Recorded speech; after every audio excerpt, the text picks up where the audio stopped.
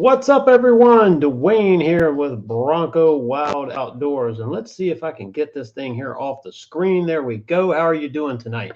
Hey, I hope everyone's had a great week, and I am co-hostless tonight. My wife and my son Gavin are both gone. They're doing some Halloween thing. I think it's called Hollow Scream in Williamsburg, Virginia, at the Busch Gardens there. So, hey, if you're checking us out right now and you can hear me, we've had some, software issues the last few weeks. So let me know in the comments that you can see and hear me. That would be actually awesome if you could do that for me. So this week's been kind of a crazy week for us. We've gotten a few videos filmed and trying to get some knowledge out about the Bronco and more of the the technical information and the things that I think a lot of us actually want to know. So if you have any questions, by the way, I'd love to try to answer them here live on Bronco Wild Outdoors. This is Extreme Bronco Sunday Night Edition. Now, why did we do that? Well, why did we name it that? Years ago, I was a builder for a pretty cool TV show called Extreme Makeover Home Edition. And I figured, what the heck, the show's not on Sunday night anymore. So I figured, well, let me kind of trade off that name there a little bit and say, hey, Sunday night edition, it is. So just like Gavin and I generally like talking to you about all the cool stuff that we find out during the week about the Bronco. And I was actually over on Bronco 6G looking, may have been yesterday, but I know I checked it again today. And it looks like scheduling for 2022s have already started, or I guess the scheduling will start maybe next week. But in other words, getting word that it's getting ready to start. So that's going to be really cool to see some Broncos, some 22s being built. We actually have to get our build and price done this week and get it to our dealer. They would like it this week so that we can get our 22 ordered. We took delivery of our 21 Badlands. Terrence, how are you? You got the reorder yesterday. Good. So, hey, by the way, comment, Terrence, really quick. Sorry, we're going to do this live here tonight. Is tell me again what you're getting. I think is it a white base? And what engine are you getting? So that's the question. But it looks like the 22s are going to be rolling out here, I guess, pretty quick. But I know that we have to get our 22 done. And I was going to do a live video of a build and price and get everyone to comment and try to help me pick what we're going to do, right? But I'm pretty sure it's another Badlands Eruption Green. Hard top definitely on this one. I love the soft top on my my Badlands, my 21, and we just got I said all along we wanted dual top, and I guess we'll probably get a hard top in the future. But right now, like today, I got in it and literally 5 to 10 seconds, the top was back in that first position, and I was cruising down the road in like 70-degree weather with the top back. So it was pretty cool. No panels to take out. And I know it's not a big deal. Don't get me wrong. I know it's not rocket science, but flipping the top back and letting it sit there and drive is one thing. Taking panels out, storing them in the back. On a scale of 1 to 10, it's probably a 2. 10 being the hardest, I get it. It's just a soft top's a lot easier to work with. So, Terrence, you're getting a base Sasquatch. I think it was white from what I remember, 2.7. Terrence, did you get a chance to check out my YouTube video that I posted late last night about the 2.7 liter? I don't know if you've got a chance to see that right here on this channel, of course. But it was a pretty cool video that I think goes into detail. I do want to make one correction. I had a little word salad there at like 14 minutes into it. I'd mentioned that there was a full synthetic. What I intended to say was a synthetic blend oil. Everything I have is synthetic, full synthetic, and so it just kind of, what I'm used to saying. But the Bronco does have a synthetic blend, by the way. So just want to make that clear. Well, Terrence, you might want to check out that video that I posted. It's 2.7 EcoBoost, details that you might want to know. It really is a solid engine. I really am impressed with it. But if you watch that video, you'll see some pretty cool stuff in there. I think about it and help familiarize yourself with it. But yeah, you're watching football. So You're out in Cali, I think. What's your team? Who are you regularly rooting for? Um, but and if you've just recently subscribed to our channel in the last week since we talked to you last Sunday, welcome, hello. I appreciate your subscription. I don't take it lightly. We hope to give you plenty of content and some cool stuff that is interesting, maybe funny to watch, but all in all, interesting, but educational, hopefully. And so that's my goal. We have a video that I'll be posting late tonight where Gavin and I actually went on our first day trip. And it's a place called Bacon's Castle in Surrey, Virginia. So if you know where Smithfield, Virginia is, Jamestown, Surrey is right across the James River from Jamestown, Williamsburg, Virginia, and by Smithfield. So if you like bacon or sausage or whatever, you've heard of Smithfield Foods. Well, right here in southeastern Virginia. But that whole area is pretty cool. So we have a video coming out where we went to a couple places, and we actually found a really cool bakery over there. Some of the best places you can find, by the way, to eat and to buy stuff like that are just these places that you find by accident. And we found a place in Surrey. Check out the video, and it's pretty cool. Yeah, so football. I've been busy. I've been busy with outside, stuff today, and got a little bit of driving in the Bronco in today. So I'm still trying to break the engine in. I know that there's a lot of people say you don't have to break engines in anymore. I've built enough engines to know that we have a certain way that I've always done our engine. So I'm kind of just, maybe old habits are hard to break, maybe a little bit of that. I don't know. But so I have a certain way of doing things, and so we're continuing with that. But I'm not sticking the foot in it until we get, maybe 2,000 miles on it. But right now, we'll be, I guess, breaking 1,000, if you can believe it. 1,000 miles on it. It's not a daily driver; it's a weekend vehicle for me, and we really haven't gone anywhere long distance other than this little short trip to Surrey. We will be, weather permitting, November 6th. I'll be in Roanoke, and actually, I say Roanoke, that's the general area that you would know it, Virginia. But it's a place called Rocky Mount, Virginia, which is, I think it's southeast of Roanoke by maybe 30 minutes. So if you actually live in the southwest part of Virginia and you want to go to a pretty cool car show, look up a place called Buddy's Barbecue. It's going to be sort of in that general area, in that mall area parking lot there in Roanoke, or Rocky Mount, Virginia, I should say. And I definitely look forward to seeing anyone there that's checking us out here. And if not, we're going to get some pretty cool video, because that is another day trip for us. Gavin and I will be headed to the Transportation Museum up in Roanoke to see some pretty cool vehicles and trains and all that good stuff. And I'm sure we'll find something fun to film between Chesapeake and Roanoke.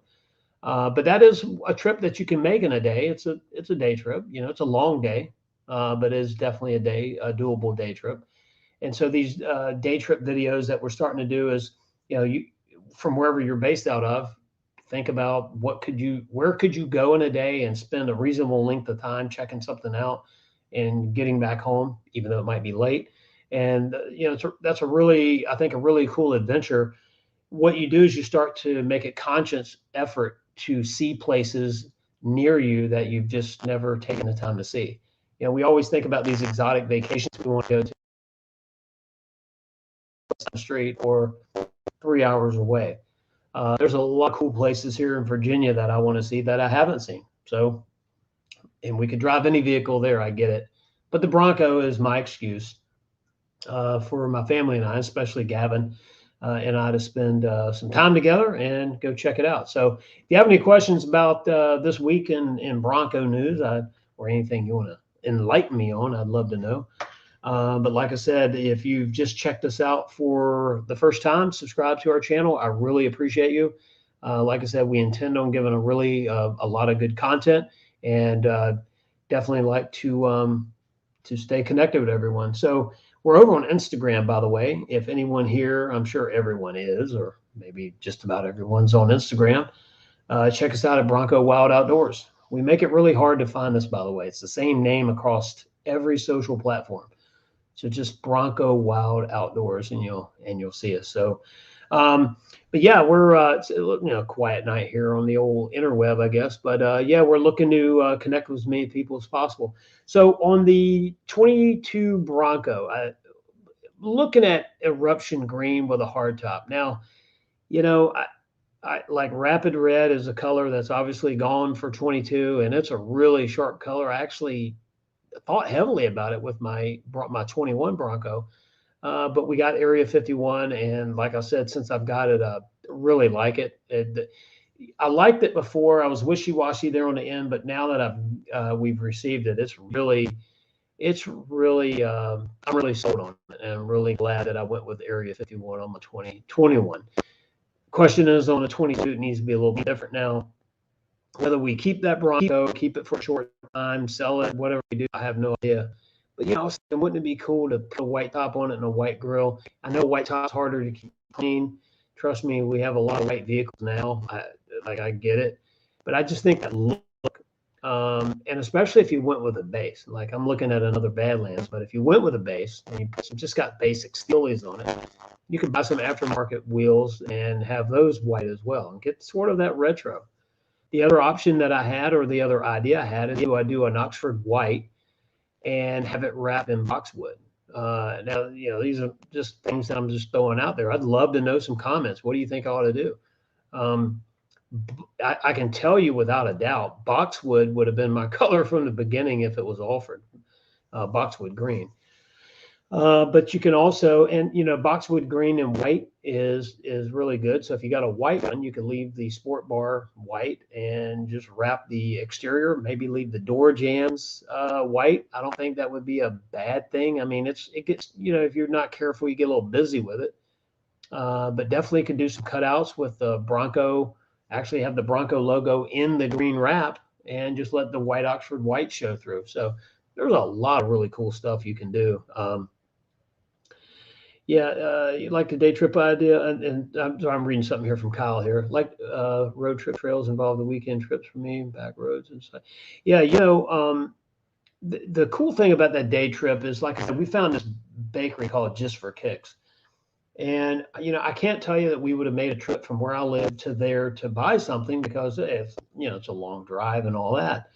So we go by there and we see a Bronco Sport in the parking lot. That's actually what got me there. So we pull in to check out this Bronco, and then you could smell this bakery from the outside, and it was just like arms grabbed you and drug you into the place. And it's a really cool store, really cool bakery, and excellent cookies. Man, let me tell you, I wish this was you could like grab a sample here. It was really great. So. All across America, there's those cool mom and pop places. We ate at a place called Virginia Diner. So if you've been around this area, I say mom and pops, even though it is a mom and pop shop, it's a well-known, well-established, great restaurant. But think about across America, all those little day trips, man, there's just all types of places that you can find to get, something to eat and, knickknacks or whatever. Meet some really cool people. The older I get, the more I talk to people and listen. I think I do more listening now than I do talking, even though you wouldn't know it from these live streams. But I just like talking to people and really hearing stories, right? And you go across, why did someone start this bakery or that restaurant or this whatever? There was a place in Tennessee, a rock climbing little weekend adventure thing, and somebody had gold, panning for gold in a stream behind their store. So they sold, like a convenience store type thing, and then you can go panning for gold out back. I mean, just like, where did the idea come from? Why do you do it? And I just love talking to people and figuring this stuff out, but I like seeing this stuff. So it's really cool. All right. So Lego My Ego. Man, I like that name. I have let's see, you have your window sticker and a blend date this Thursday. Super excited. That is awesome. Yeah, it's a great feeling, isn't it? I'll tell you, the excitement when you get that window sticker. I was telling someone before, it's a new level of real. Like when you see your build date, that's great. And then, I was excited. when I got the window sticker where you could see the VIN number there, you could see all of your features laid out on it. You could see the blend date. Man, it started to solidify. I was like, wow, that's it. I can't wait to go. So good for you. And I'm excited for you. And hey, call your dealer. They can do better tracking than you can do with on the Ford website. And just if it's coming by rail or by convoy, check out where it goes. It's kind of a neat deal. We track the hours. I'll tell you a funny story.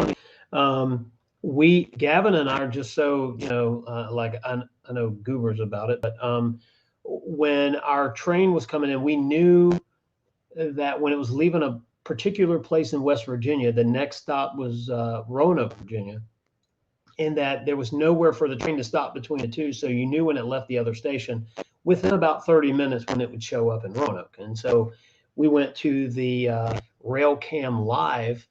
I just Googled RailCam Live and put in Roanoke. And there's a place called Hotel Roanoke there. Really nice hotel. And there's a camera with a live feed onto the train track. So we actually waited until, within that 30-minute window. And then sure enough, this Norfolk Southern train comes cruising through there with the cargo trailers on it. Of course, you can't see anything in there, but it was cool to see our Bronco roll through there. So on November 6th, when we go up to the Transportation Museum, which just happens to be about 10 minutes away from that hotel, we're going to go by and just the crazy stuff that a dad and a son does. We're going to film ourselves. Let's see, we're going to record from live YouTube from a live rail cam driving down the street that is overlooking the railroad track, but there's also a street in front of it. So if you drive down the street, you'll see yourself on that cam. Why do we do that? I guess the question is, why not? I have to be way too serious at work.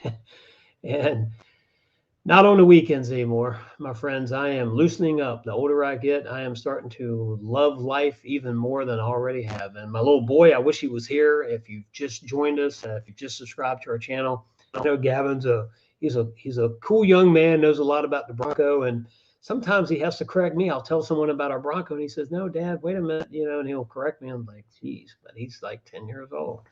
But anyway, getting back to the comments here. So I'm glad Lego. By the way, that's a cool name. I'm glad you have your window sticker. That is truly awesome. Car story, blend date 6:30. My two-door is MIA. Man, I hate hearing that. So with the two-door, obviously it's going to be a MIC top, and I don't know how. Basically, I'm speechless. Can you tell?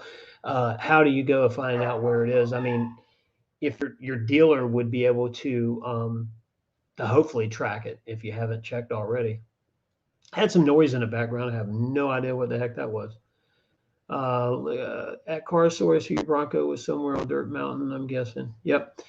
Yeah. If you had a hard top and it was built, especially around June or July, that's where it's at. Yep. Unfortunately. So it should be rolling in. I noticed it was one of the Bronco 6G, I think it was, or maybe 6. I think it was 6G that someone took a picture of Dirt Mountain at map there. And I know there's not just parking at map. I get it. There's other remote lots, but Dirt Mountain.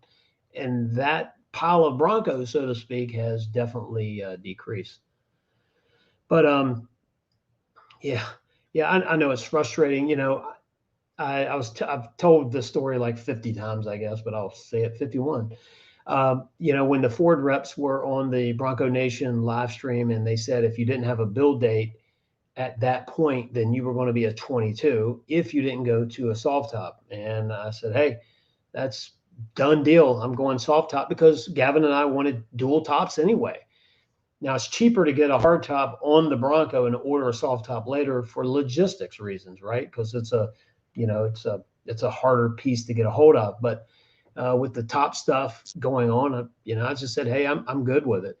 And like I said in the beginning of this live stream, I really like the soft top now. It's so easy to work with. This is not a daily driver. I don't live in the crazy climates, Northeast. I get it. But for me right here where I'm at, I'm really starting to like, I guess you should say the soft tops are really growing on me more than I thought it would. So anyway, right now that's where we're at with it. But the 22 would definitely have a hard top just for resale reasons. If we don't keep it, I don't. I kind of like to keep it, but I think my wife's a little stressed out about that, so we'll see. But I would like to keep it for a company vehicle. Whatever. So I know one thing. I love my Badlands. I have a 2021. If you're just joining us right now, 2021 Badlands. I have all the. Normally, I can say this all in sequence. So let's see: Badlands 4-door, Sasquatch, Lux 2.7, soft top, tow. I think that's it. But yeah, and it's a really, really nice vehicle. I had somebody ask today, how did you get the insulation underneath the hood? Well, I think that's a Lux item. So, I went with Lux because I wanted the B&O sound system. And for us doing a lot of video content, we needed the USB charging ports in the dash, or we didn't have to have it, but it was helpful. And of course, I had already upgraded to a 12-inch touchscreen on the mid package when I had mid package, but somewhere along the line with all the changes, I just went from mid to Lux and kept tow and 2.7 and everything but the MIC top, and we got it. So our Bronco was built September 8th, and I took delivery. It came in on the 23rd of September, and I took delivery on the 24th. And like I said, it's a weekend driver, stays in the garage. The only thing that we've done to it is the swing gate folding table. So and if you want to know about that table, if you have one that's making noise, check out the video here on our YouTube channel. We address how to, and so far, knock on wood, so far there's no noise from that folding table in our Bronco, because the installer is a really, really good mechanic. He's a good guy, and he was able to identify some things that would possibly make it make noise. And so far, after maybe 2 weeks and not a whole lot of driving, but we did drive over some pretty rough roads last week, not a bit of noise from our folding table. So if you are interested in it, check out the video. And if you're going to get one, hey, I can only recommend it based on my experience, and my experience has been good.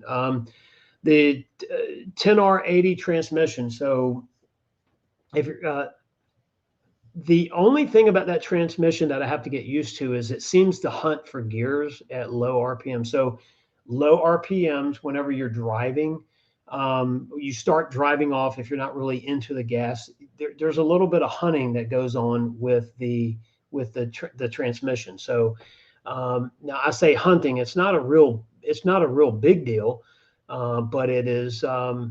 You can feel it there. Come here, doggy. So I have a dog joining the live stream here.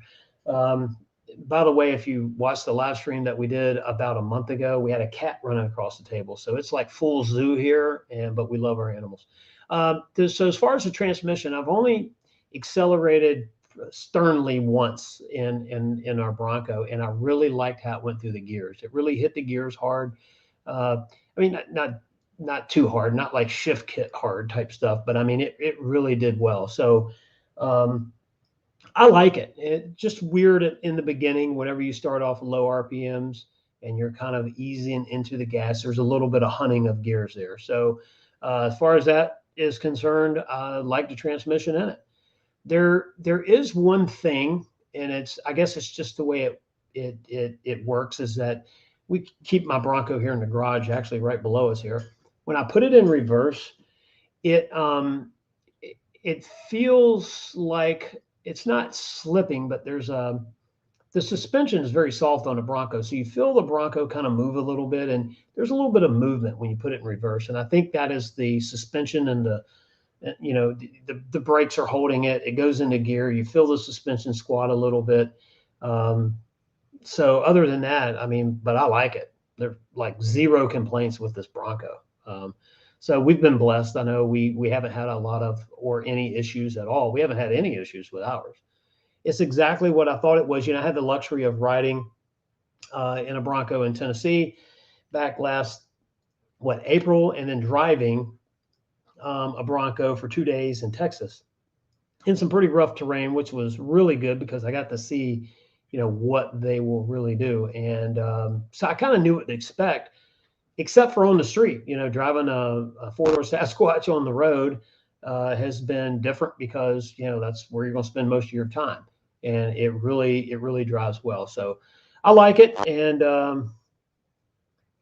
I hate the jump gears. Yeah. So if you're talking about that sort of, I call it hunting, or it's trying to decide what gear to be in. You have 10 to go through there, so they have plenty of decisions to make. But yeah, I'm getting used to it. Yeah, I'm getting used to it. So if it was a 5 or 6 speed, there'd be less gears. You would run. I think the difference with this is too, you typically run the gear to a higher RPM when it's a 6 speed. So you're taking each gear longer. So there's obviously less gears to shift, but you're taking that RPM range up a little higher, drops down, runs it up a little higher, drops down. With that 10 speed, and it's just banging through all those, first through fourth gears pretty regularly. So if there's anything in a transmission that's going to probably go, it's definitely going to be something to do with um, the clutches, or the gearing between the bands between 1 and 3, 1 and 4, something like that. But this transmission's nice. I like it. So anyway, thanks for the question, by the way. Yeah, and the only, if someone said, okay, you have to tell me something you don't like about the Bronco, what is it? The only thing that is strange in our Badlands, and it doesn't matter if it's Badlands or whatever for this, is the driver's side rearview mirror kind of hits the rearview mirror. So the sun visor on the driver's side hits the rearview mirror. So it that's the only weird thing, and it's pretty tight in there. And by the way, the windshield collects every bug that you can ever possibly find, by the way. And I do know some people's had rocks and go through their windshield and stuff. It's pretty steep rake on that front windshield. But the only thank God I haven't hit anything. The only thing I just know is the bugs. Man, it whacks every bug that you drive by. So, but yeah, let's see. I got 2019 F-150, 49,000. Have been great. Yeah, that 2.7 engine is great. And when you know how it works inside, then you can hear people that talk about a regular direct injected engine, and this is a different animal because we have dual injection. And if you watch the video that I posted, it kind of goes into detail there. Like I said, I do want to repeat a little word salad misstep. Is I did intend to say synthetic blend motor oil, not full synthetic. But everything I have here, like I said, I think even my lawnmower has full synthetic in it. Yeah, we're just like crazy with it. But the 2.7, I really like. Now the 2.3, we're going to do a video on the 2.3. And we have a generator here at our house, a home standby generator that actually has a Ford, I think, 2-liter engine in it, which is just like the 2.3. A little bit older design, obviously. It's a natural gas engine with a carburetor on it. So it's going to be kind of fun. We're just going to kind of look at that and then go over to the Bronco to see the evolution of that 4-cylinder in the 2.3. It's a great engine as well. There's absolutely nothing wrong with it. It's a really good engine. The reason why I picked the 2.7 was for the torque range and the actual max torques, and it makes max torque somewhere around 3,000 RPM. So, more towards your rock crawling in the sand, mud, and rut, that type stuff, and going through the trails, you're typically at a lower RPM. So that's kind of where we're going. So we're gonna wrap this up here in just a second. Let's see. Just bought the wife a 21 Explorer Timberline. I love that. That's awesome. 2.3. It's awesome. AMSOIL. So I like AMSOIL products as well, and also not only the oil but the filters. They have a good thing. So look, folks, I am going to wrap this up here. We actually have to go. We have a crowd getting ready to come in here. And did you read about the coolant line issue 2.7? Yes, there's a coolant line touching a pulley. Actually, I don't want to go yet. If y'all can wait. Let's see here. While we're live here, I have to text someone. I am live. How about that? and we'll see if they get the message. My family's coming home from their trip out to Hollow Scream in Williamsburg, and they're going to be loud when they come in, I guarantee you. So the 2.3 manual here, it's been a blast on and off road. I like the 2.3 manual. Like I said, it's a great combination, and that's where you really get to stack the engine and the gears together, and you really get to feel how strong it is. It's really a good option.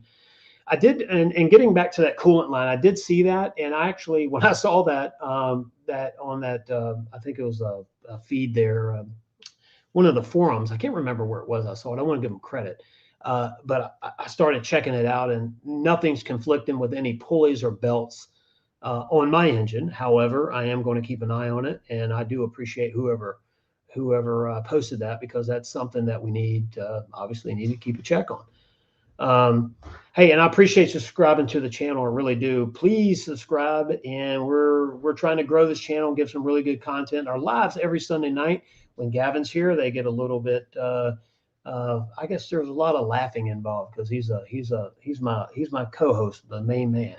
But as far as learning about the Bronco, we're learning together, and this is all stuff we get to trade. You know, if you have a Bronco now and you notice a little quirk or something, you know, mention it here, talk about it, and hey, we all, you know, learn from there. The side, we're going to try doing our side windows in the soft top, where you add the butt connectors in the buckle, which I haven't done yet, which tightens up that wavy kind of a window. Now, the wavy window doesn't bother me, but stuff like that's pretty cool. We're going to try it, and we're going to film it, so we'll see if it works. But hey, I want to get back real quick. That 21 Explorer Timberline, you really like it overall, I'm assuming. So I just think it's really cool. It's a sharp looking vehicle. I do know that.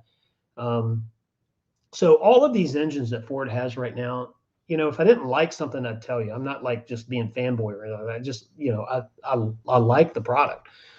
And V6s, you know, like I said, I'm a V8 guy by nature.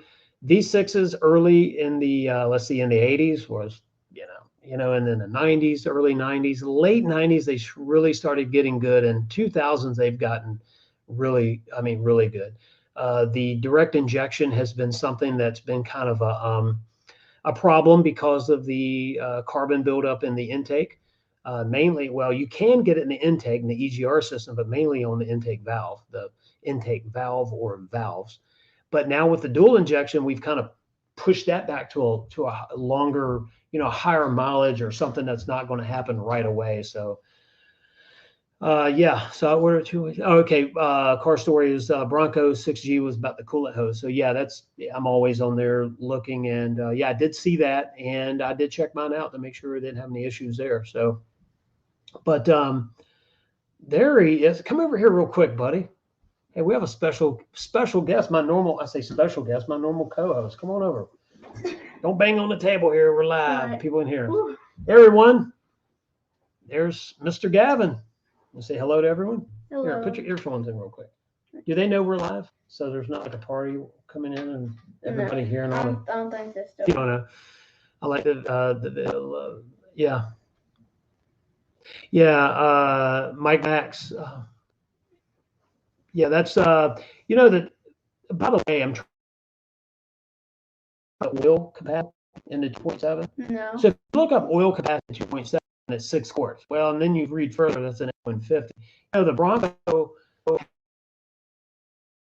if you compare next to each other, but a Bronco has a deeper sump pan for the approach, so you can. You know, you can get the Bronco, you can keep your Bronco running on an incline, whether you're going, you know, up rocks, down a hill, you're sideways. And so there's a deeper sump. So I think that the engine does hold more oil, and the manual says 7 quarts. Most other 2.7s is 6, but I think the difference is the oil pan. But I did see a video where somebody drained the oil out, and they could only get like 6 quarts out. So we're going to do something a little bit different. You're supposed to change the oil when oil is warm or it's hot, and I'm actually going to do it when it's cold. What the heck? We're going to just go and be rebels about it. The only difference that makes is you can't do that in the shop because obviously you drive to the shop, it's hot. But the other thing is it takes longer for the oil to run out of the pan. But I can assure you, if I let it sit for 3 hours, it'll be out of the pan. Because my question is, how much, I don't know in this engine where it would be holding a half a quart of oil. I'm wondering if it's really capacity 6.5 quarts, and because it's boosted, they're gauging a half a quart over, say, if you do a 10,000 mile oil change interval, that you would lose about half a quart over that 10 miles or that 10,000 miles. I have no idea if that's the case or not, but okay, catch can. So this is something that I've researched heavily. You know, in theory, catch cans work great. You know, I did say in my video that you know, the crankcase intake actually draws a vacuum. So what you're doing is you're drawing out of the crankcase into the intake and all that. So the catch can works in that line. So between the valve cover and the intake, the catch can is plumbed in, and it catches oil residue. It also catches moisture that may be present. Moisture typically collects in the top of the valve cover. If you have a good enough PCV system and an intake that's drawing enough, and if you're sticking your foot in it at all, you're drawing that humidity out of top of that the valve cover. You know, that catch can is a great idea. I personally like it. I know on the older direct injected only engines, if you're out of warranty, it's probably something worth trying. I mean, I'd read a little bit more on it because I don't want to tell you something that's going to mess it up. But I can't believe that the manufacturers would go for it while you're under warranty. That is something that I'm going to check into. I didn't get a chance to check into it this weekend, but it would be interesting if we could do that. And I would have a feeling that it might not, and this is just my guess, so do not do it and, you know, say, I told you.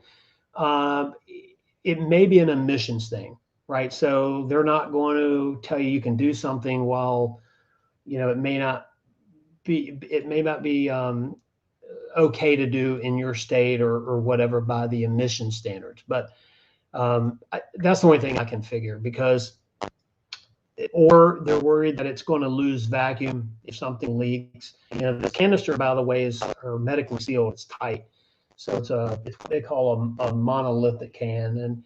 And so it has to be airtight, because if it's not, your intake is going to draw vacuum and draw it in from wherever it's leaking, and not from the crankcase. So I gotta go get ready for bed. yeah, it's late, man. Tell everybody bye. Bye, everybody. Bye, everybody. And next Sunday, we're going to do this next Sunday, right? Yeah. All right, buddy. See you. All right, see you. All right. So when they go to the other end of the house, you can't hear them. But you know, it's something to check into. So the catch can idea is great, and I really I like it. I like the idea. However, I do not think it's okay to do by the warranty standards and emissions. I need to check into. Quite frankly, I just don't know. But yeah, yeah, Gavin. Let's see. I got that shirt for Gavin at Bronco Off Rodeo. Pretty cool. So if you Bronco Nation, they have some really cool gear there. We have our stuff coming out soon. It's going to be pretty cool here. We have some fun stuff, you know. Gavin, he has a lot of friends that he's selling on the Bronco. Like if he sold cars right now, I think he would have sold maybe 4 or 5 of them already to his friends. So he's gotten them sold on the cool features, the buttons. You know, we say it's like the easy button for off-roading. Ford's giving you a button to do something, and it's not for looks. So this Bronco is really really exciting for us, and we're really happy. So I can't wait to dive deep into the 2.3 video, get that video out. Then we'll start looking at other parts of the Bronco and what makes it an off-road deal. If there's a problem with something, we're going to talk about it as well. This is not always this positive. I'm just still in that honeymoon period to where I haven't found something I don't like about my Bronco. I mean, basically, that's just the way it is. I do like the engine. I am more sold on that 2.7 every single day. I'm not going to worry about 1 or 2 engines that I see. By the way, I do want to mention one thing about the 2.7. It is what they call a interference engine. And there's a lot of engines like this. And if you've never heard that term, basically what happens is the intake valves, or the valves itself, intake or exhaust, are opening into the cylinder. At the same time, the piston is either on a downward stroke or an upward stroke, but never at top dead center, or on a compression stroke or an exhaust stroke itself, to exert the exhaust. If a timing chain was to break, and the cam gets out of sequence with the cylinder, then you can have a valve that is open or opening and a piston coming up, and that's a bad day. That's a bad day. So you really have to watch. Cam phasers are great. I don't know how much, and I'm trying to find this out. If someone knows, I'd love to know. With the cam phasers, what's the full rotation of that? How far can that computer send that cam out of operating range? Because, if I'm driving my Bronco and the engine starts to feel strange, I start to lose power, or I start to feel like a miss or a vibration, I'm cutting it off. And I don't recommend that because, you have power brakes and stuff, but that's what I'm going to do. I'm going to neutral, I'm cutting it off, and I'm going to get to the side of the road. Because in my opinion, if something goes wonky with the computer, and if something starts going crazy with the cam phaser, are we getting our cam so far out of time that we're going to end up with a problem? I don't really know. If you drop a valve or if a piston hits a valve, it's pretty much instant. You're going to hear a lot of noise and it's going to seize up pretty quick because parts are flying around, mashed between the piston, fluids coming into the cylinder, depends on where the damage is. Like I said, my thing is I'm cutting the ignition off right away and hoping it's a timing issue. But I have to tell you, the 2.7, there's so many engines out there that to me, it's a non-story. Now, if it's happened to you, it sucks. I get it. But what I mean is macro, right? And you look at, we're in the building business, and I can tell you from AC units, there's a certain brand that we use that we love. I mean, it's been great to us. But out of 100, 2 of them, there's a major problem with 2 of them. The compressors are bad or whatever. Now, for the rest of my clients, it's a non-issue. They if they hear about it, they don't like hearing it, but it's not a big deal. But to the 2 people that it happened to, it's the worst day of the week. I get it. So I look at, in the scheme of things, I think that the 2.7 is an absolute solid engine. And hey, I love mine. That's all there is to it. So, but yeah, as far as accessories, what we can do to these engines, I think that's the biggest thing. You're going to have a lot more freedom out of warranty. Now, I know some people do a lot of stuff under warranty. I just want to try to, if there's ever an issue, I don't need to pay for it if I can.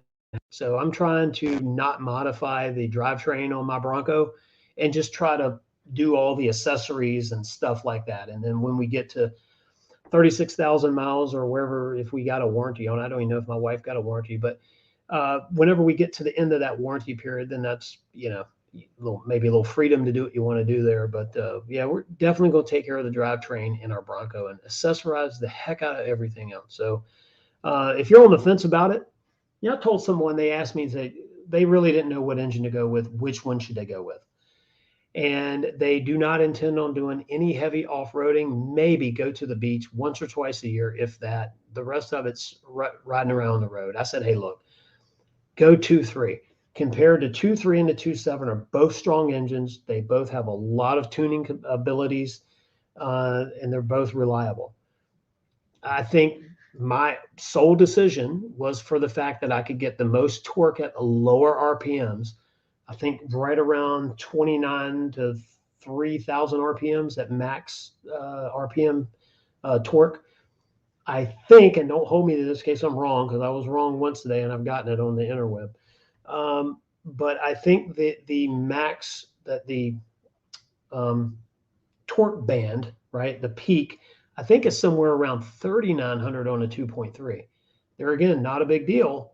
If you're driving this thing on the street or you're doing Baja or something, that's actually better for you, because now you're able to, you're able to peak your horsepower and your torque up in the upper RPM range where you're moving fast, you're up in your gears, versus those lower 1 to 3, maybe 4th gear, where I want to be making the most torque. And so that's the only reason I did it. Otherwise, if the only Bronco was available had a 2.3, I'd have been just as happy with it, honestly. So they're both great engines. And if they ever put a Coyote in it, yeah, that'd be cool, wouldn't it?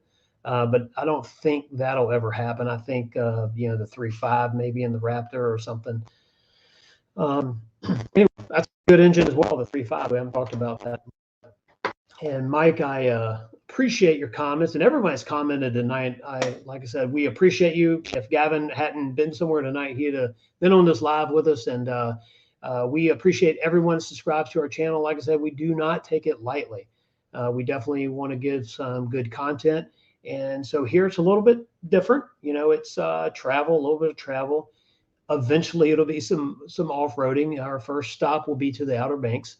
And then as far as off-roading is concerned, now who knows when we go to Roanoke next week, if we make a wrong turn somewhere, if we end up in the mountains on a dirty on a dirt road somewhere, maybe, I don't know. So we'll see what Roanoke brings to us, or Rocky Mount, Virginia, all the same area there. But hey, I'm out for tonight. I appreciate everybody joining me. We do have a nice crowd here going. I unfortunately have to roll. I have some stuff to get done before tomorrow comes. But look, check us out. Like all of our videos, if you would, check them. I mean, look, if you like the Bronco off-rodeo stuff, we've got it here. Townsend, Tennessee with Supercell East, we've got videos here as well. A couple of dealers went around, but you know, now that people are starting to take delivery of the Bronco, you're starting to see the really cool stuff happening to it, and we're starting to modify ours as well. And like I said, we're really just trying to bring you know, the good, the bad, and the ugly about everything out there, like the table on the back. If you just joined us, you know, we talked about the rear swing gate folding table. Some people said they make noise. Well, I hit the lottery with the installer that did mine, because he knew of a couple of different problems. The bolts that had penetrated the swing gate in the early on installs, and also the vibrating noise, and he had a fix for it. It's right there in that video, so check out that. And hopefully we can help each other out, because like I said, if you run across something accessory you put on there, if you don't have a YouTube channel, let me know. I want to know all about it, so we can talk about it. So I appreciate everybody joining me. Have a good night and have a great week. Be successful, be safe, and look forward to talking to you next Sunday. See ya.